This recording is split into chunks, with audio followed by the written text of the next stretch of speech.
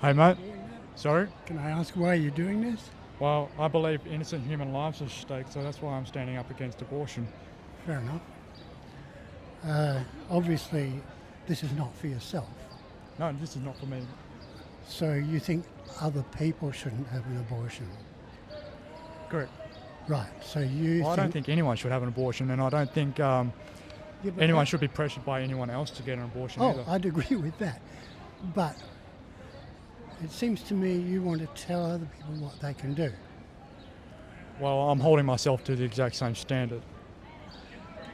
No, that's not quite the point, Okay, well- because you're not a woman. Sure, but you're saying that a woman should have the right to choose Absolutely. when she's not a parent, correct? Yes.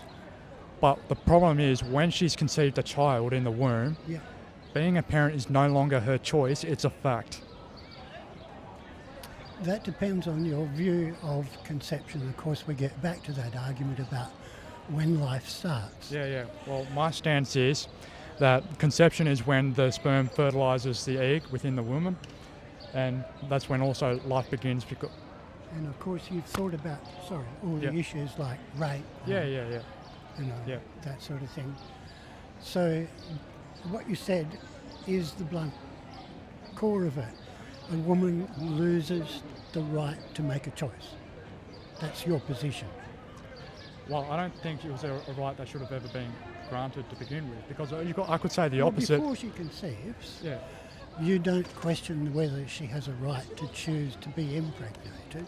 No, I think everyone has a right to choose whether they want to be a parent or not. Right. The only problem is I've never heard of someone getting an abortion before they were pregnant. Well, yes, that's true. But you're not questioning a woman's right to choose not to become a parent or not to have another child. Well, I'm saying that I'm against abortion at all rates. Up until the point of conception, though, you accept that a woman has a choice not to conceive. Yeah, until she's conceived a child within the womb, Right. So it's getting now a back fact to that she's getting back to the core of it, then you're saying that the moment she conceives, Mhm. regardless of the circumstances of conception, Yep. she loses her right to choose. Yep. Right. You can see that from a woman's point of view, there is a loss there, the loss of the right to choose. Yep. And loss is an injustice unless it's either compensated or justified in some way by necessity. Right? Okay. So what do you think about like 99% of abortions that take place, where they just take place for like, I guess the common term is now like legally speaking for psychosocial reasons, where like a woman might risk not being able to get a promotion at work, or might suffer some kind of financial hardship, or she just might not be able to go clubbing with her friends on a Friday night. Sure. Okay, well, let's be clear about that. Yeah. My position's different from yours. I do not believe a woman should lose her right to choose up until the time of birth. Up until the time of birth. Up until the time of birth. Why is that? My position's more extreme than the law. Sorry? My position is more extensive than the current law. I think the current law is actually too restrictive. But we currently have abortion up to birth in every state in this country. So that'd be consistent with your No, view. no, you don't. There's a Yeah. limited number of weeks. No. Yes, abortion is legal up to birth for psychosocial reasons.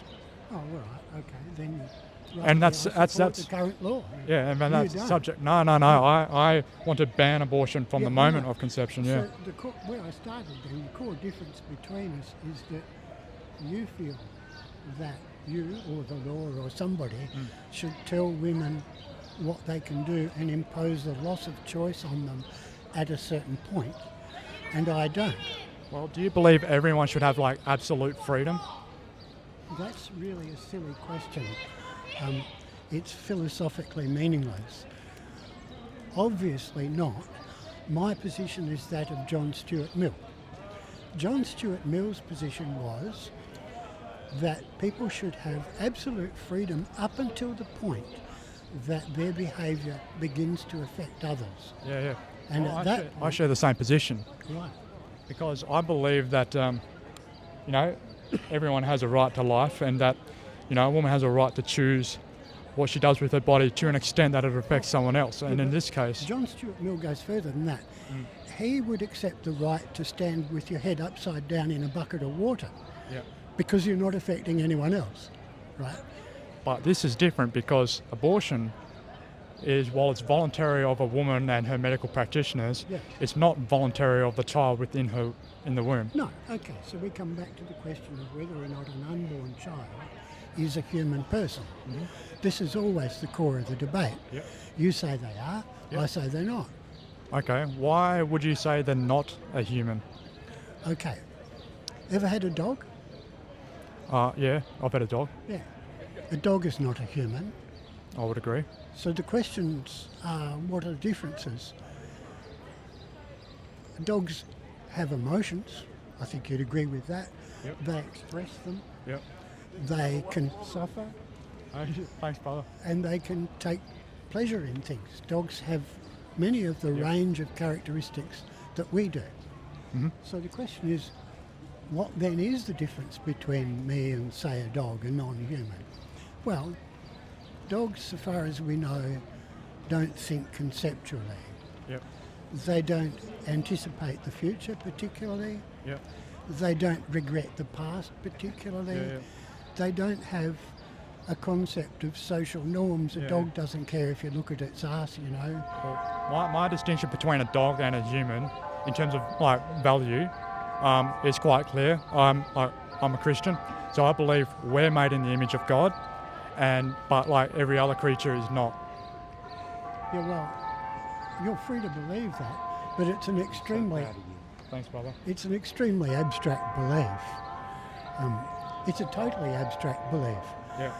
First of all, it depends on the postulate God, and then secondly, it depends on a narrative of creation Yeah. and a particular narrative that privileges humans over other living things. All right. This is So, pretty do you different. think? Okay, but my problem is with that, is even though you might consider it abstract, it's not reflected in society that dogs are somehow equal to No, humans. no, right? it So, isn't.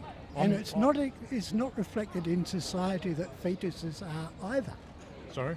It's not reflected in society that fetuses are Well, either. that's the dilemma, because it's kind of like 50-50. Some people do, some people don't.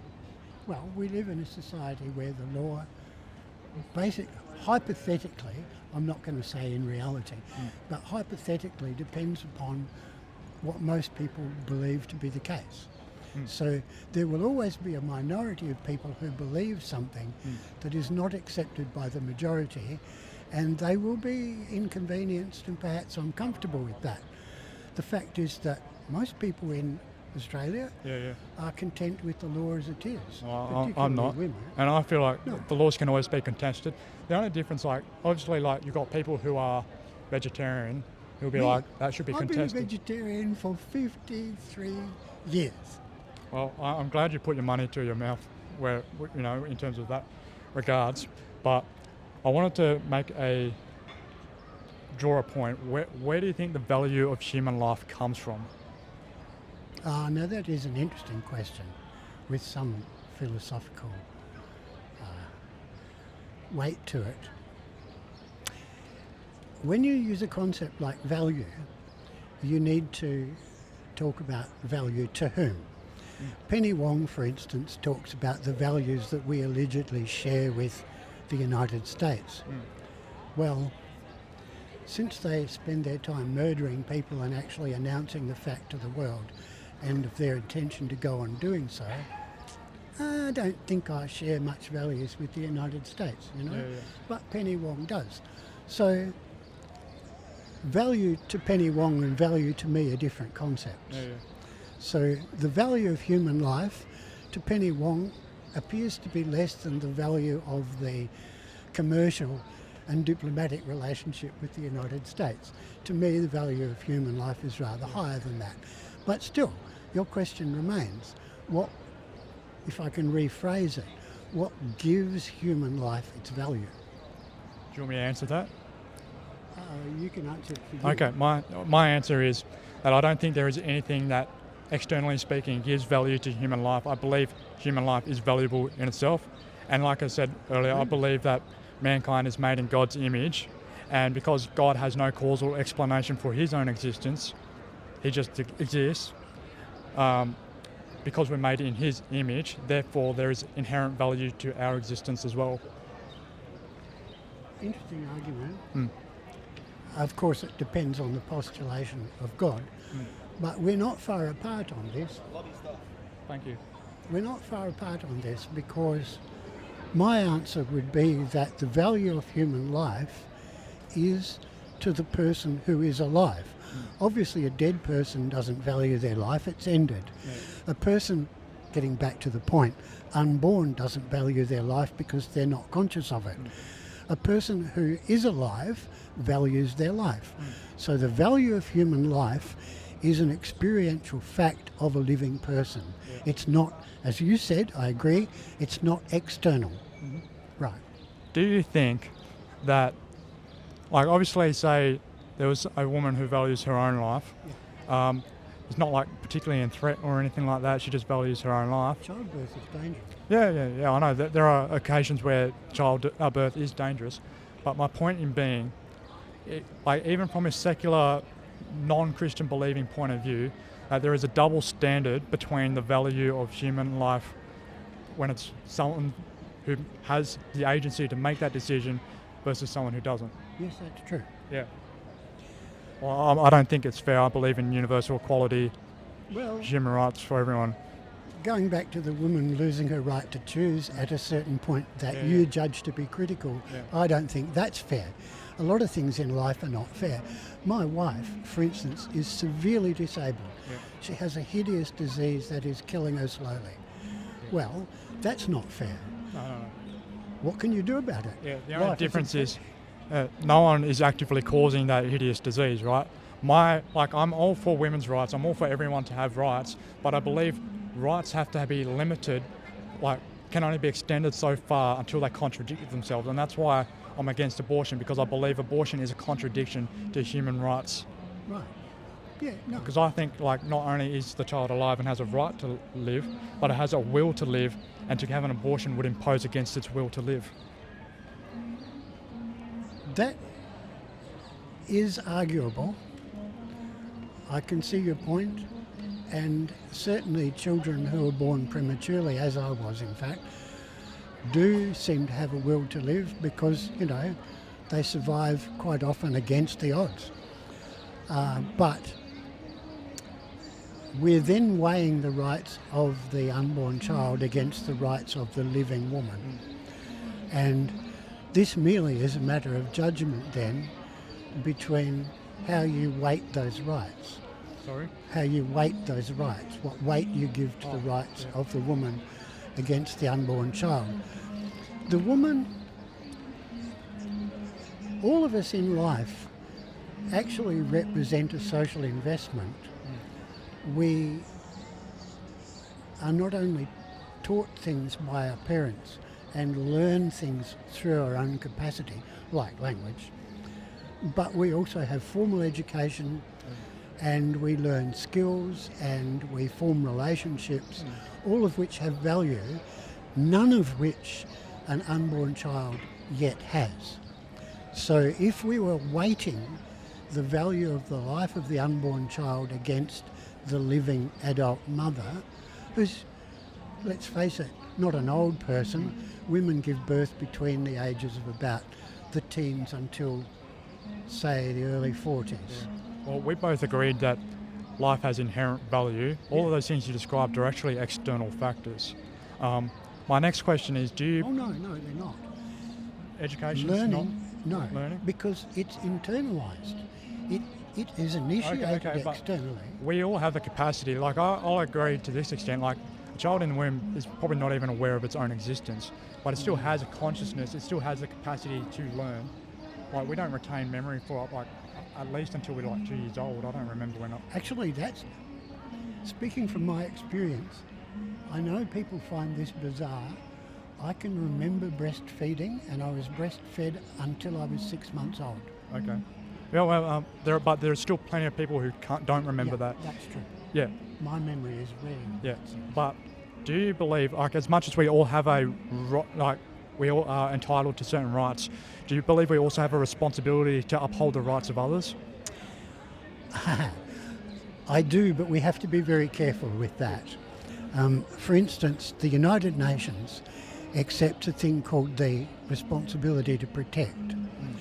So in a case like what happened in Rwanda between the Hutus and the Tutsis, it's hard to say, where one group was incited to murder the other group, the UN would say that it has a responsibility to intervene.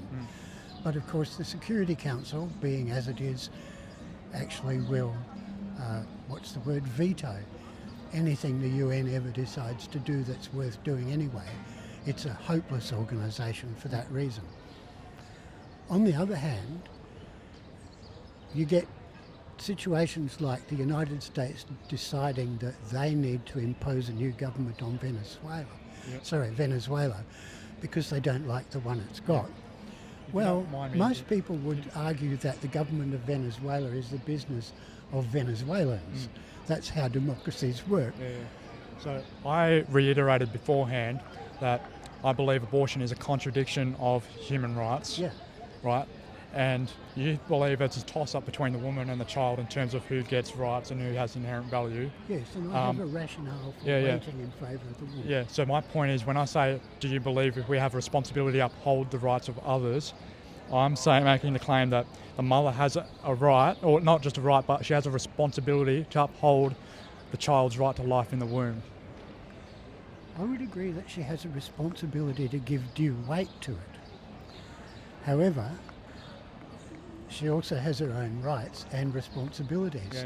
For instance, to her existing children, if she has any, or whatever she's engaged in social life, whatever it is she's doing that might depend on her.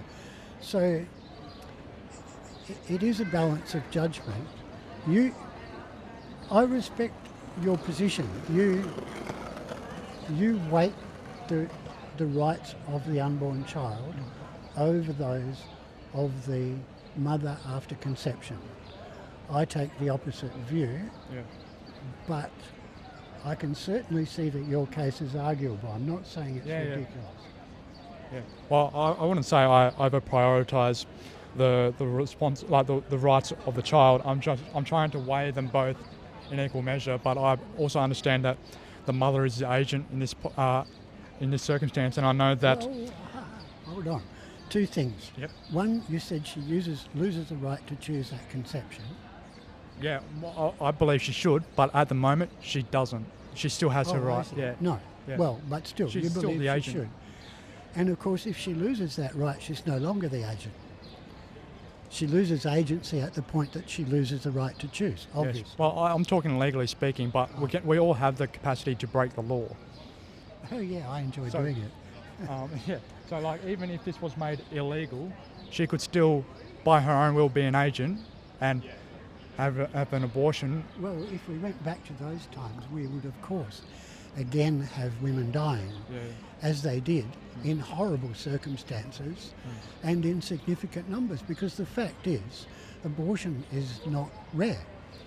And even when it's illegal, it's still not rare. It's just that the quality of practice is much inferior. Yeah. Again, like, I don't think, like, just because something is moral, like, people are, like, I don't believe that just because people are going to do it anyways, we should legalise it. Like, I don't think a government should encourage something that is wrong. Like, the government has a responsibility to govern people, to allow them to have as many rights as they can, but to ensure that they also protect the rights of everyone, universally speaking. This is very like the argument about the drug laws. Despite mountains of evidence that drug laws actually make the harm of drugs worse, and you only have to go to the emergency department at any hospital and talk to a doctor there for confirmation of that. Nevertheless, politicians seem to think that they should make laws supposedly to protect the population. I once wrote to the Attorney General, or then Attorney General here, and about cannabis, and he said, he actually wrote the words, "The victim of cannabis is society." Well, there's another pretty abstract notion for you. I mean, a person sitting in their living room having a smoke, if that's true, then the victim of tobacco, which the government taxes and sells, is society. And the victim of alcohol, which is flogged on every street corner, and you only have to walk through here at night on a weekend to see that it's having a hideous impact on the population. The victim of the alcohol laws, which again the government taxes and allows and licenses, is society. So the man's an idiot. I agree that I guess the parameters and the moralisation around substance use is fairly arbitrary. I don't have a hard stance on it, but I don't think you're going to change my mind today. But No, I appreciate the conversation we've had today. Thank you. I don't intend to change your mind because I agree that your position is arguable, only that I don't share it. It was a good conversation. No worries. Thank you I for appreciate it. Okay. We need more conversations like David. this. Sorry? I'm David. David? Victor. Victor. Nice to meet Good you. on you. Have a good day. You're doing a good thing. Bye. Thank you.